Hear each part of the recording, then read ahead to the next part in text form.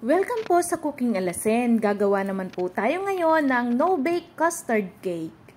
Tama-tama ho are sa kahit na anong okasyon at napakasimple laang ho ng ating mga gagamiting sangkap.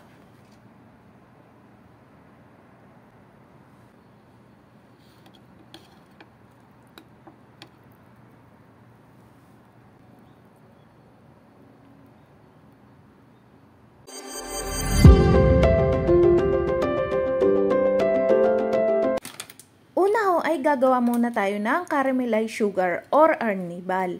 Maglalagay lang ho tayo ng 3 kutsarang asukal at lalagyan lang ho natin ng kaunting tubig. Lulutuin lang ho natin are sa mahinang apoy. At kapag kagarinin na ho ang kanyang kulay, ay patayin nyo na ang apoy at isalin nyo na sa inyong inihandang molder.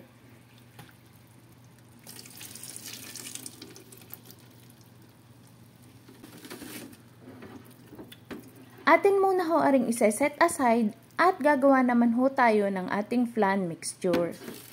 Para ho sa ating flan mixture, gagamit ho tayo ng 4 na itlog.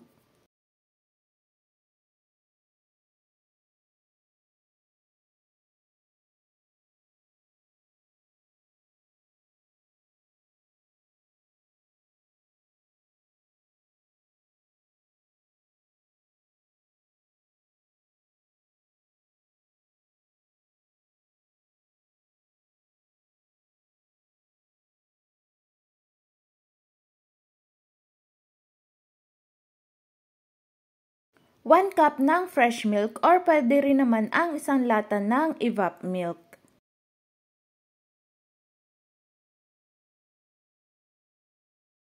At isang lata ng condensed milk.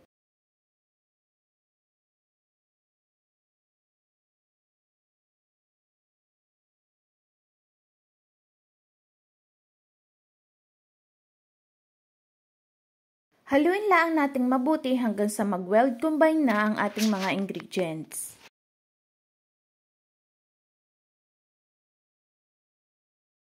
After natin mahalo, ari naman ho ay ating sasalain para matanggal ho yung mga buo-buo na galing sa puti ng itlog.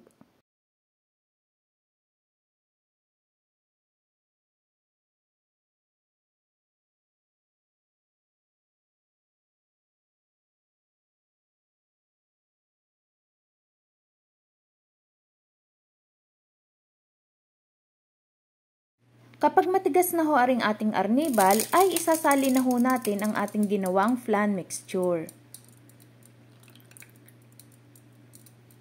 Kailangan ho ay kumukulo na ang tubig sa inyong steamer bago ho ninyo ari ilagay. At inyo lang ho aring tatakpan at lutuin ng 30 minutes sa mahinang apoy. Gagawa naman ho tayo ng pinaka-cake ng ating custard. Kailangan ho natin ng 1 cup ng all-purpose flour, 1/2 cup ng asukal, 1 tablespoon ng baking powder,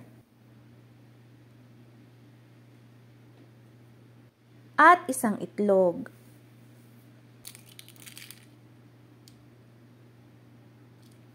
Maglalagay din po tayo ng 1 cup ng tubig or pwede rin ho ang 1 cup ng fresh milk. At hahaluin lang ho natin aring maigi hanggang sa mag-weld combine na ang ating mga sangkap.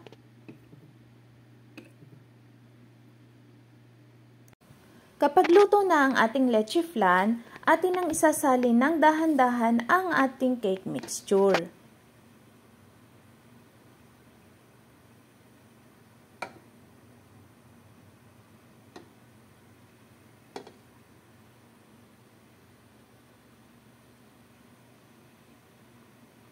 Pag naisalin na natin, atin laang ho aring ulit tatakpan at lulutuin naman natin ng 20 minutes sa mahinang apoy.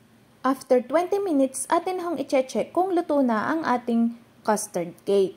Kapag wala na hong dumidikit na liquid sa inyong tinidor, ibig sabihin ay luto na ho are. At gaya ho ng palagi kong sinasabi, ang oras ho ng pagluto ay depende sa sukat ng inyong molder. Palalamigin nyo muna ho are bago ninyo i-unmold at kapag siya ho ay lumamig, ay kakawang ho yung kanyang palibot. Kaya mas madali ho ninyo siyang maiisalin sa inyong gustong lalagyan. Ari na ho ang kinalabasan ng ating no-bake custard cake. Kung kayo ho ay nakaabot na sa puntong are, baka naman ho maaaring makilike at subscribe sa Cooking Alasen. At marami pa akong isi-share sa inyo ng mga budget-friendly na recipe. Mura na, masarap pa. Ilalagay ko na lang ho sa hulihan ng ating video ang mga sangkap para sa ating no-bake custard cake.